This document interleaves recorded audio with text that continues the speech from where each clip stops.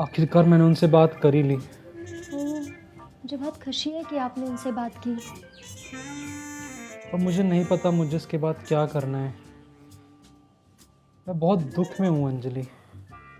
मुझे पता है अंकित, सच बताऊँ तो बुरा लगता ही है। आपके पापा ने जो भी आपके साथ किया, वो कोई अच्छा तो नहीं था।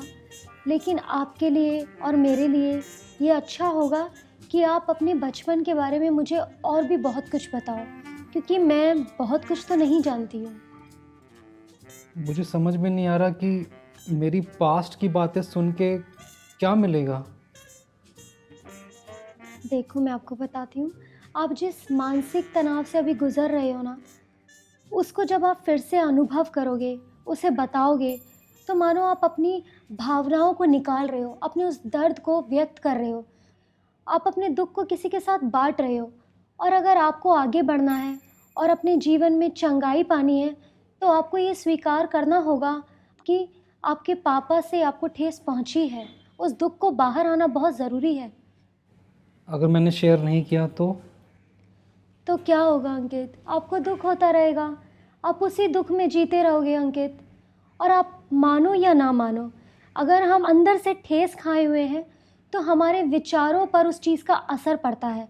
और वो कैसे पड़ता है अंकित?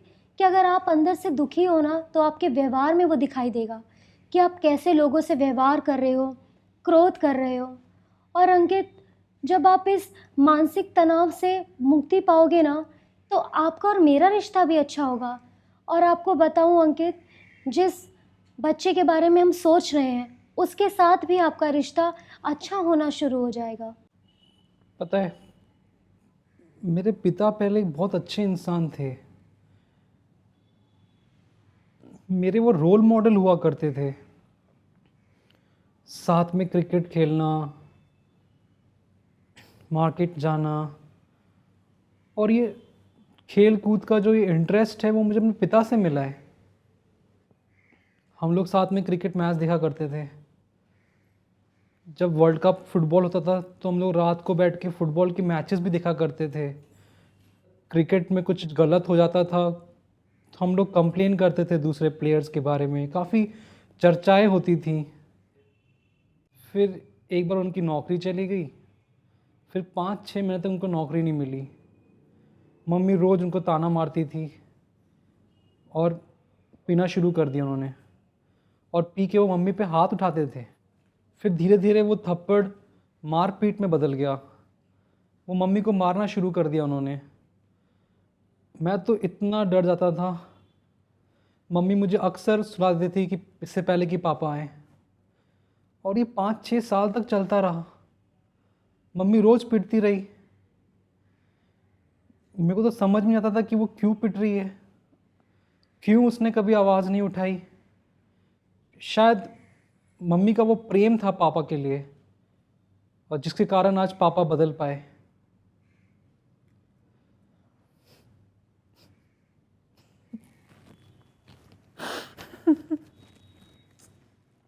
ओह अंकित, मैं जानती हूँ आपके पापा ने आपके साथ बहुत ही गलत किया।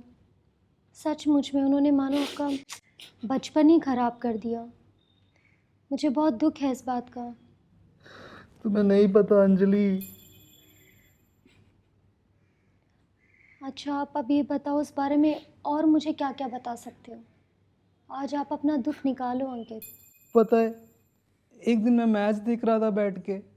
पापा रात को घर में आए पी के, और उन्होंने वो बोतल दे मारी मुझे और टीवी फूट गया। मुझे पता है अंकित कि आपको बात करने में बहुत मुश्किल हो रही है, लेकिन सच मानो ये पहला कदम है आपकी चंगाई का।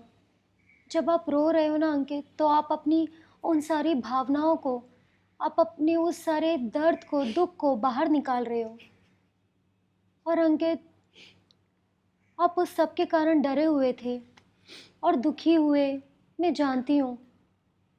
और इसका आज एहसास भी आपको रुला रहा है, आपको डरा रहा है। खैर अंकित, आप इस बात की चिंता मत करो। बिल्कुल भी अभी कोई चिंता करने की ज़रूरत नहीं है। अभी आप शांत हो जाओ, मैं आपके लिए चाय बनाती हूँ और डिनर भी बनाती हूँ, ठीक है? मुझे कुछ भी याद नहीं आता अब, सिर्फ एक ही बात घुसती है, वो मम्मी का मार खाना और वो बोतल फेंक के मारना मुझे। अंकित देखो, कभी भी जीवन में आपको आशा नहीं छोड़ना है, हमेशा आशा रखना है अपने जीवन में। और मैं आपके साथ हूँ अंकित। और आपके पापा अब वैसे नहीं हैं, विश्वास करो। और परमेश्वर पता है हमारे जीवन में उत्तम चाहते हैं। हिम्मत मत हारो अंकित, परमेश्वर आपके साथ है और हमेशा रहेगा। और मैं भी आपके साथ हूँ और हमेशा। तुम सही कह रही हो अंजलि, काफ़ी अच्छा महसूस कर रहा हूँ, पर मेरे को लगता है कि हमें और बात करनी पड़ेगी, क्योंकि ये एक दिन में नहीं जाएगा ये चीज़। खैर अंकित, जो आपके पापा ने आपके साथ किया वो आपके साथ नहीं होना चाहिए था। और सच में अंकित, उन्होंने बहुत बुरा किया। पर अब जब आपने उन्हें माफ़ कर दिया है ना अंकित, आप उस अतीत में मत जियो और मेरे साथ वर्तमान में जियो, अपने प्रेजेंट में जियो अंकित। हमारे साथ अपने भविष्य की ओर देखो। आप समझ रहे हो ना अंकित? उस बीते हुए कल में जीने की अब कोई ज़रूरत नहीं है। आप अपने भविष्य की ओर देखो। और ये सच है कि उसके जो निशान तो आपके जीवन में रहेंगे ही। पर परमेश्वर में भरोसा रखो अंकित, आशा रखो, ठीक है? Don't worry. और मैं ऐसी उम्मीद बिल्कुल भी नहीं रखती हूँ अंकित कि आप इतनी जल्दी ये सब नहीं भुला पाओगे। ऐसा नहीं है, परमेश्वर हमारे साथ है। प्रिय मित्रों, हमें किसी न किसी ने कभी न कभी दुख पहुंचाया होता है। इस पृथ्वी के जीवन का यह एक हिस्सा है कि लोग हमें चोट पहुंचाते हैं, लेकिन हर प्रकार की वो चोट या दुख, चाहे वह शारीरिक हो या मानसिक हो और कितनी भी डराने वाली क्यों ना हो, उन सब से चंगाई संभव है। ये दुख और चोटें मानसिक समस्या बनकर उभरते हैं, जैसे कि चिंता, निराशा, क्रोध, खाने की आदतों में विकार, मानसिक विकार, विनाशक चुनाव, दूसरों से दुर्व्यवहार, खुद को चोट पहुंचाना, आत्महत्या और डर, अनुचित संबंध, यौन संबंधी उलझने। यदि हम इन दुखों और चोटों के प्रति सावधानी न बरतें और उन्हें अपने आप ठीक होने के लिए यूं ही छोड़ दें, तो ये दुख हमारे विचार और चुनाव शक्ति को प्रभावित करते हैं। यह हमारे अच्छे रिश्ते कायम करने की योग्यता को प्रभावित करते हैं। यह हमारे भावनात्मक संतुलन को प्रभावित करते हैं। यह परमेश्वर के साथ हमारी संगति को प्रभावित करते हैं। इन दुखों के खतरे चंगाई समय लेती है, खासकर शोक मनाना। इस समय के दौरान आप यह अनुभव करते हैं, अपने आप से भावनात्मक प्रत्युत्तर, अनुभव, चिंता, उलझन, नकार, सदमा, भावनाओं को नियंत्रण करने में अयोग्यता, अपने आप का ध्यान रखना, पूरी नींद लेना, पर्याप्त भोजन करना और अंत में शोक के दौरान आशा नहीं छोड़ना। अपने आप को दिया गया भावनात्मक उत्तर स्वीकार करना कि आपके साथ वह हुआ जो होना नहीं चाहिए था। पर मित्रों, वर्तमान और भविष्य में जियो।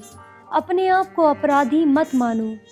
अपनी इच्छा और आशा प्रभु यीशु मसीह में रखो, क्योंकि वो ही आपकी इच्छा और आशा को पूरी कर सकता है। चलो अब रुको, मैं आपके लिए पानी लेकर आती हूँ।